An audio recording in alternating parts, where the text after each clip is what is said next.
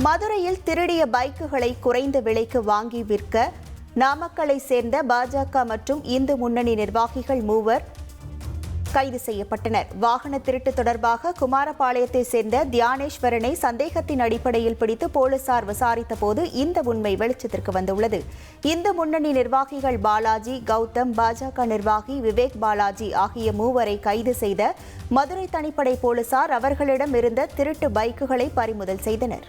சென்னை மற்றும் திண்டுக்கல்லில் போலி பெருங்காயம் மற்றும் சிகரெட் விற்பனையில் ஈடுபட்ட 2 கைது செய்த போலீசார் பிரபல நிறுவனத்தின் பெருங்காயம் மற்றும் சிகரெட்டுகளை போலியாக தயாரித்து விற்பனை செய்வதாக சென்னை மற்றும் திண்டுக்கல்லில் அறிவுசார் சொத்துரிமை அமலாக்க பிரிவில் புகார்கள் அளிக்கப்பட்டுள்ளன.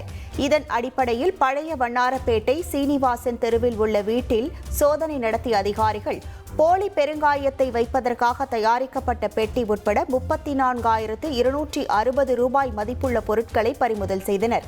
அதேபோன்று கரூர் அரவக்குறிச்சியில் 6.80 லட்சம் ரூபாய் மதிப்புள்ள போலி சிகரெட்டுகளை பறிமுதல் செய்து அதிகாரிகள் விசாரணை நடத்தி வருகின்றனர்.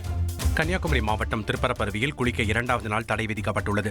மலையோர பகுதிகளில் பெய்து வரும் கனமழையால் பேச்சிப்பாறை அணையிலிருந்து 500 கன அடி உபரிநீர் திறந்துவிடப்பட்டுள்ளதால் கோதை ஆற்றில் தண்ணீர் பெருக்கெடுத்துள்ளது. இதனால் திருப்பரப்பருவியில் வெள்ளப்பெருக்கு ஏற்பட்டுள்ளதால் சுற்றுலா பயணிகள் குளிக்க தடை விதிக்கப்பட்டுள்ளது.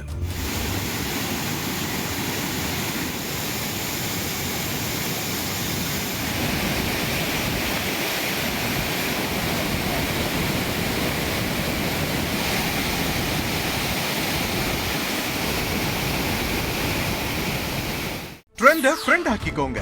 2.5 கோடிக்கும் அதிகமான தந்தி டிவியின் சப்ஸ்கிரைபர்ஸ் அண்ட் ஃபாலோவர்ஸ் குடும்பத்துல நீங்களும் இணையுங்க.